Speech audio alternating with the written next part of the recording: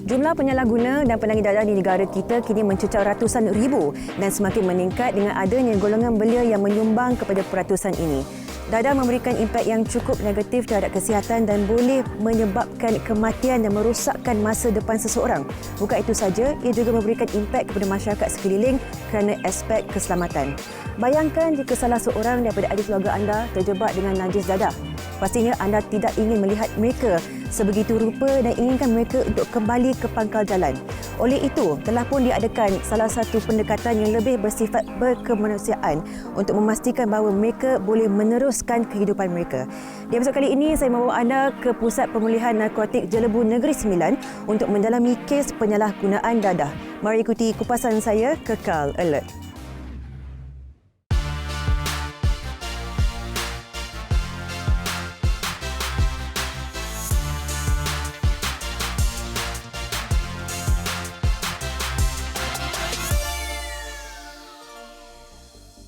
Tak boleh stop, itu dia nasib dia begitulah. Orang ni kalau dari segi rupa dia selekeh. Lepas tu keadaan rupa dia tak berapa kemas. Kita sebagai seorang kawan rasa terkilan juga lah sebab kita sendiri tahu kan dadah tu memang tak elok untuk kesihatan, lagi satu pun boleh membahayakan orang sekeliling termasuk keluarga dia sendiri. Kebanyakan yang naik bas ni jenis yang lebih kurang macam penagih jugalah, yang jenis tak ada rumah, duduk turun naik dalam bas sampai tak turun bas pun ada.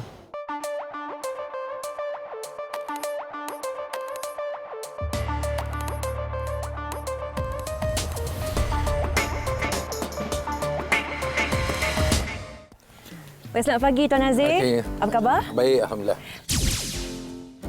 Baik Tuan Nazir, bagi membuka tirai perbincangan kita hari ini, mungkin Tuan Nazir boleh kongsikan apakah sebenarnya definisi bagi penyalahgunaan dadah, Tuan? Penyalahgunaan dadah merupakan satu tingkah laku yang mana seorang individu itu mengambil bahan bukan dengan tujuan perubatan. Bahan yang dimaksudkan ini adalah bahan yang diperoleh secara haram, bahan yang memberi kesan yang ketara kepada sistem saraf pusat kita, iaitu otak dan saraf tunjang, dan bahan yang mendatangkan kesan kebergantungan psikologikal dan juga kebergantungan fizikal. Tapi bagi orang ramai yang sebenarnya tak faham ada jenis ataupun kategori-kategori yang berlainan bagi istilah dadah ni. Mungkin Tuan boleh terangkan sedikit. Sebenarnya kita ada 6 kategori dadah yang jelas lah. Antaranya yang pertama adalah dadah jenis opiat. Opiat ni heroin dan juga morfin. And then yang kedua kita ada dadah jenis depressant, dadah yang menekan kita punya sistem saraf kita. And then dadah jenis stimulan. Stimulan ni termasuk ATS lah, amphetamine type stimulan, yang sekarang ni yang popular seperti ganja. Ini dalam kategori cannabis lah. Dan kita ada hallucinogen, dadah yang menukar kita punya cara pencerapan deria kita. Dan yang last sekali adalah dadah yang dalam kategori inhalant, yang seperti gam, petroleum. Ini jenis dadah yang ada sekarang ni lah. Baik Tuan, pastinya ramai penonton di rumah, ibu bapa juga khawatir kerana adanya ubat-ubatan yang digunakan oleh kanak-kanak juga. Jadi kalau dikenakan sukatan ubat yang tak betul, adakah ubat tu boleh dijadikan sebagai mungkin satu permulaan ataupun dedahan kepada dadah bagi mereka yang bergolongan umur yang rendah seperti kanak-kanak? Okey. Sebenarnya penyalahgunaan ubat ni pun ada berlaku apabila seseorang individu itu mengambil ubat ini tidak mengikut preskripsi yang telah ditetapkan oleh doktor. Kebanyakan dadah ni dulu-dulu wujud pun sebab tujuan dia adalah untuk perubatan. Kadang-kadang dadah ni untuk penenang, ubat penenang, menghilangkan sakit, ubat tidur, menghilangkan sakit. Jadi maksudnya penyalahgunaan itu akan berlaku sekiranya dia mengambil tanpa mengikut preskripsi doktor dan tujuan dia bukan untuk tujuan perubatan. Alright Sofia, kalau nak lebih lanjut kita ada contoh-contoh dummy drug di atas. Oh, baik Tuan. Silakan.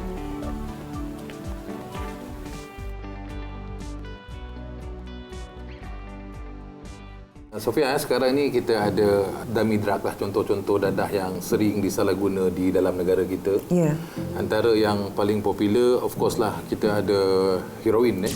Kalau ikut rekod statistik kita, penyalahgunaan heroin yang paling tinggi. Dan selain daripada itu, penyalahgunaan syabu ataupun kita panggil ice, crystal ice. Dan yang ramai juga gunakan sekarang untuk dadah di kelab malam seperti ekstasi lah. Ini dadah yang paling banyak kita jumpai lah, yang sering disalahguna oleh masyarakat kita lah. Apa jenis dadah yang paling banyak dijumpai? melalui serbuan? Dia sekarang ni dia ikut trend lah. Yang menjadi isu ni sekarang ni ada kewujudan dadah-dadah baru lah yang kita panggil New Psychoactive Substance, NPS. New Psychoactive Substance. Ya. Masalahnya dadah-dadah ini mudah digunakan tapi kita sukar untuk mengesan. Menarik sebenarnya bila Tuan sebutkan yang semakin lama semakin hari ada saja dadah jenis baru dan sebagainya. Apa sebenarnya sebab yang menjadikan anak muda sekarang walaupun dah tahu dadah tu bahaya, boleh mengancam nyawa, tetapi masih juga ramai yang terjebak, yang menagih dan hilang masa depannya. Jadi apa yang Tuan boleh kongsikan? Kita tahu kita nak bebas dadah pada tahun 2015 dan kita tak berjaya capai. Tapi apabila kita tengok balik, sebenarnya kelemahan kita adalah kita gagal nak menggerakkan komuniti. Komuniti kurang nak mengambil tanggungjawab lah untuk bersama-sama menangani masalah dadah dalam lokaliti masing-masing. Yeah. Maksudnya selagi keluarga aku tak terlibat, jadi aku tak pedulilah berkaitan dengan dadah. Masalah stigma lah dalam masyarakat kita yang saya nampak lah. Contohnya bagi-bagi bekas-bekas penagih yang dah cuba kita pulihkan dalam kita punya institusi pemulihan.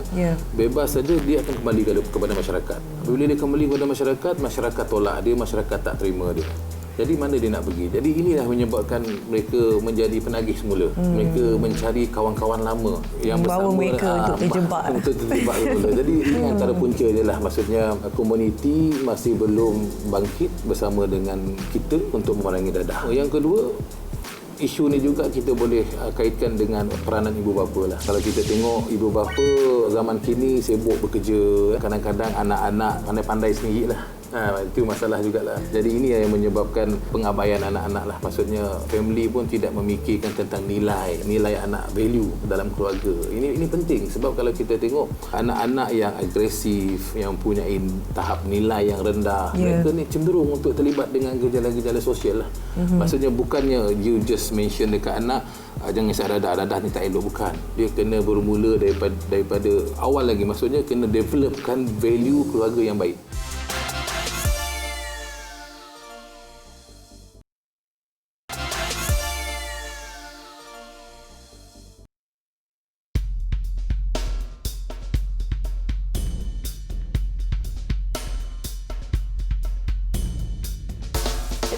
Yes. Apa khabar? Baik. Mungkin saya nak tanyakan kepada Tuan sendiri daripada segi simptom-simptom bagi mereka yang mempunyai pengaruh dadah dalam tubuhnya. Apa sebenarnya simptom yang boleh kita lihat? Sebenarnya sebelum saya jawab simptom, apabila kita sebut masalah penagihan tu, dia terlibat dengan penyakit bio, psiko, sosial, spiritual. Dan kesannya kalau kita tengok daripada simptom dia ada 3 perkara lah. Pertama, kalau kita tengok orang yang menagih dadah ni, orang terlibat dengan masalah penyakit dadah, kita tengok simptom dia yang terlibat ni, pertama kita akan tengok dekat segi fizikal dia dulu. So apabila dadah ni tak ada, dos dalam badan ni dia tak ada, dia akan ada withdrawal dia. Sistem withdrawal dia akan berlaku. Contohnya, badan dia akan menggigil. Sebab benda dah tak ada dalam badan ni. Okey, yang kedua ni apa melihat kita, dia akan rasa macam mata dia akan merah, kan? Lepas tu dia akan, badan dia akan menggigil, lesu. Dia akan lesu. Dia berbeza dengan orang yang design dadah ni. Dia kadang-kadang ada yang kurus, dia ikut jenis dadah. Kalau kita tengok dari segi pakaian dia, dia akan ubah benda-benda yang melibatkan fizikal dia. Dari segi tingkah laku ni, dia akan melihat dia ni, dia akan jadi lebih agresif. Ya, yang kadang-kadang tengok simptom dia. Kalau tengok dadah designer dadah ni akan lebih agresif, kadang berseorangan, dia akan duduk sendiri-sendiri, dia tidak akan bercampur dengan orang. Itu kita akan nampak simptom-simptom yang dia akan ada. Yang tiga tu akan melihat dari psikologi dia. Itu dari segi otak dia atau dia akan terganggu dari segi perasaan emosi dia. Kadang-kadang dia akan rasa cepat sensitif, dia cepat marah. Itu yang kita tengok dari simptom dari segi psikologi. So kalau kita tengok dalam 3 simptom ni, kita akan kena pasti. Kalau orang yang terlibat dengan masalah ni, kita dah nampak dah. Tiba-tiba dulu dia bersosial, tiba-tiba dia dah tak nak berkawan dengan orangnya. Dia duduk sana. Itu akan kita melihat dah. Yang simptom-simptom ni kita akan melihat dia kat situ.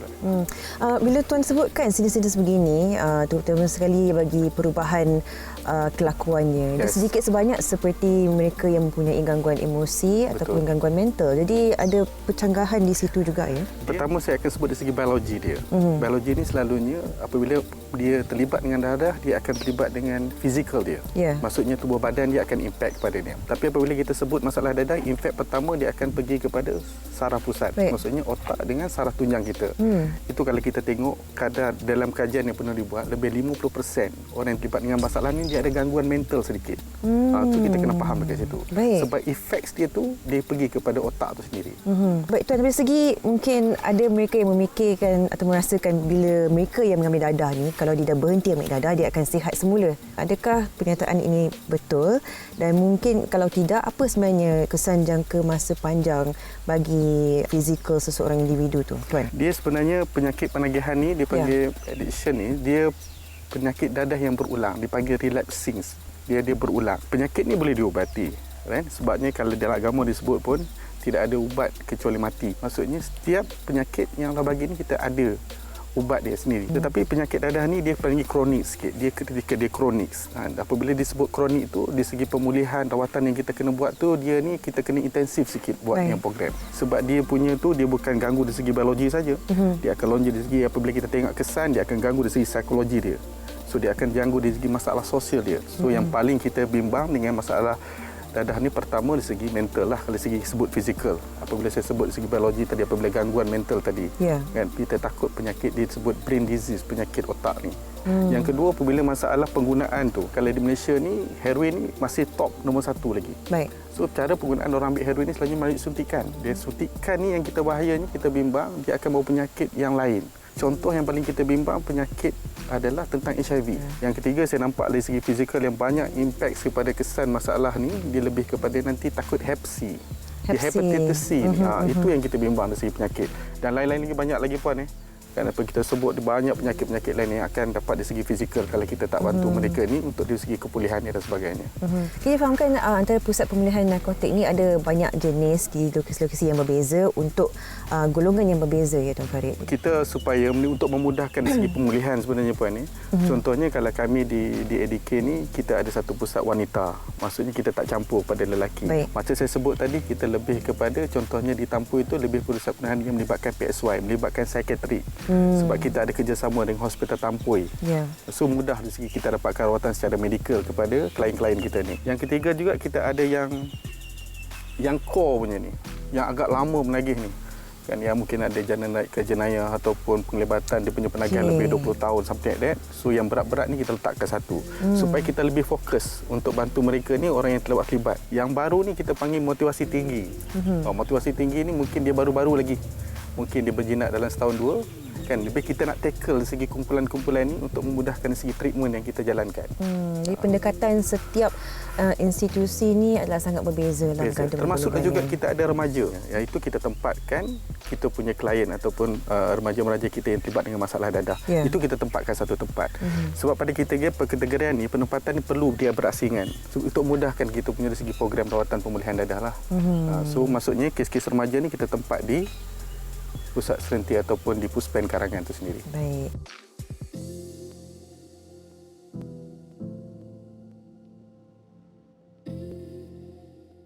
Baik, kini saya bersama dengan seorang individu yang pastinya boleh mengkongsikan antara perkara-perkara yang cukup penting untuk kita fahami tentang ketagihan dadah. Puan dahulunya seorang bekas pengguna yang kini telah pun pulih sepenuhnya. Dan pada masa sekarang ini merupakan seorang pembimbing rakan sebaya bagi mereka yang masih mempunyai masalah ketagihan dadah, ya Puan? Ya, saya. Puan, daripada perspektif peribadinya, boleh berkongsi dengan kita sebenarnya apakah sebab dan punca seseorang individu itu bertindak ataupun terjebak dalam penggunaan dadah ni, Puan? Okey. Salah satu sebab kenapa seorang individu itu dia boleh terjebak dengan dadah, yang secara pastinya yang kita tahu dia terbukalah dengan keadaan yang sosial, tempat ataupun kawan-kawan yang menggunakan dadah. First kali saya percamburan kawan di tempat kerja. Dalam keadaan apabila satu ketika dulu saya pernah mendirikan rumah tangga mungkin. Bila saya kehilangan suami, saya menjadi orang bujang balik. Dalam keadaan yang maklumlah saya kehilangan suami, mungkin penerimaan saya ketika itu apa yang ada bagi saya sangat suka. Kekuatan tu tak cukup membantu saya pun jauh daripada family, menyebabkan saya jatuh. Saya campurlah dengan orang-orang yang main dadah ni. Dengan mudah saya melibatkan dia saya dengan dadah. Daripada segi seseorang itu untuk mampu membendung perasaan ketagihan tu, apa sebenarnya yang boleh dia lakukan untuk memastikan bahawa dia tidak jatuh lagi dalam keadaan yang saya perlukan dadah, saya perlukan ini untuk meneruskan kehidupan. Apa yang boleh kita lakukan setiap hari? Saya basic yang pertama adalah tidak meninggalkan solat. Banyakkan masa saya dengan family. Dalam keadaan saya ada kerenggangan emosi seperti di tempat kerja ataupun di mana-mana, saya akan mendapatkan rujukan daripada ibu saya sendirilah. Dan saya yakin siapa pun yang pernah menggunakan dadah di luar sana, dia juga merasai ataupun melalui pengalaman yang saya lalui. Dari segi mungkin terdapatnya antara aktiviti-aktiviti yang boleh kita lakukan. Saya menggunakan kaedah contoh macam relaxation. Seperti saya tarik nafas, saya relax, saya istighfar, dan option yang lain seperti gambaran. Gambaran, saya menggambarkan kekuatan saya seperti ibu saya, family saya. Sebab setelah saya ditinggalkan suami saya meninggal dunia, saya hanya ada family saya saja. Jadi itulah kekuatan saya yang ada bila saya rasa saya nak ke arah fikir dadah tu. Okey. Terima kasih Puan meluangkan masa dengan saya. Okey, sama-sama.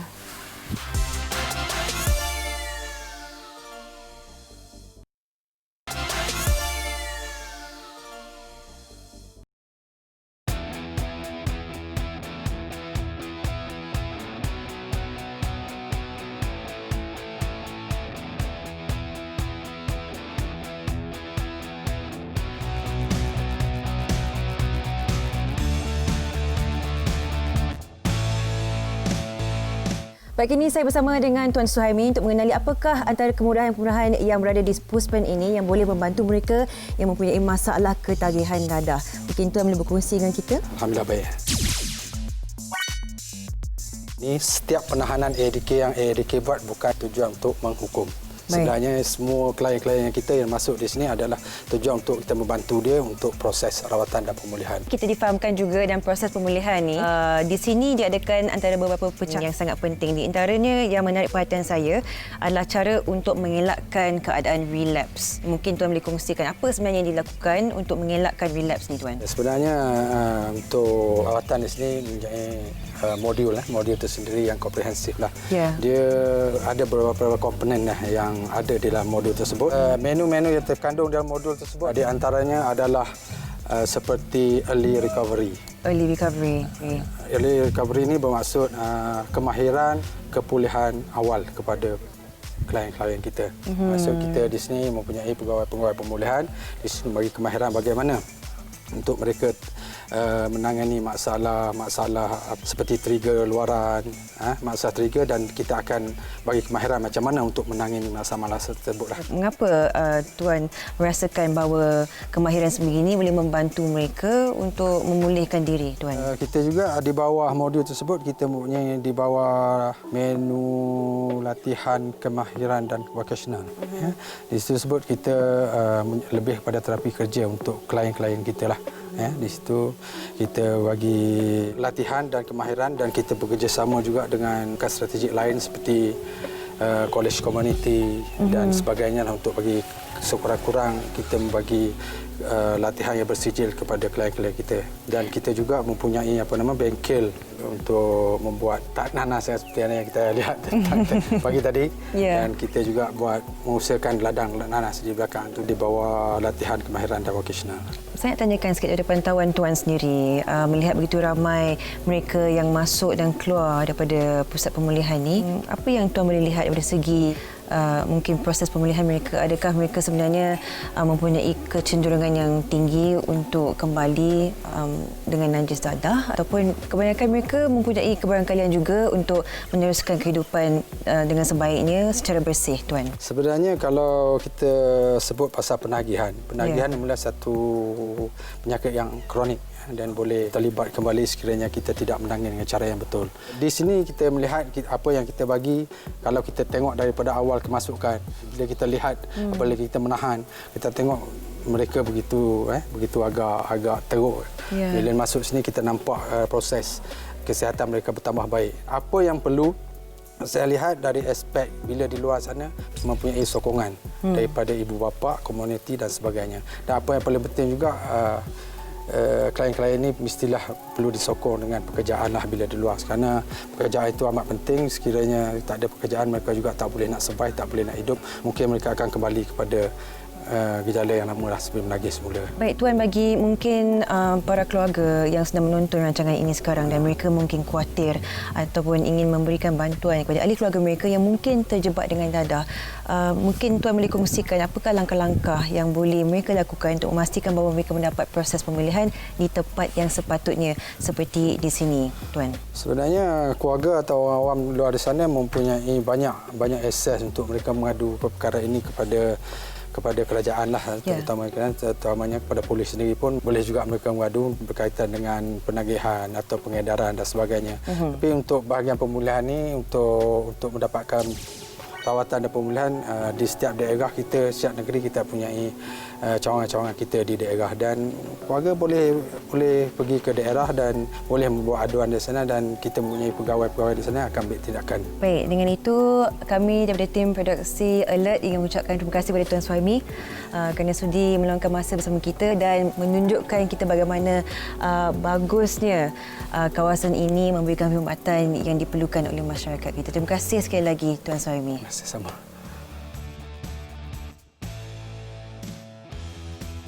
Kita perlu mengubah persepsi kita untuk membantras dadah di negara ini. Hakikatnya, mereka memerlukan bantuan dan sokongan daripada keluarga dan masyarakat dalam pendekatan seperti kesihatan, keagamaan dan juga perubatan. Dadah memberikan banyak implikasi kesihatan seperti penyakit otak, HIV dan juga penyakit mental. Jadi sebelum anda bertindak untuk melakukan sesuatu yang mungkin akan merosakkan masa depan anda, ingatlah orang yang tersayang. Sehingga kita berjumpa lagi di episod akan datang, kekal alert.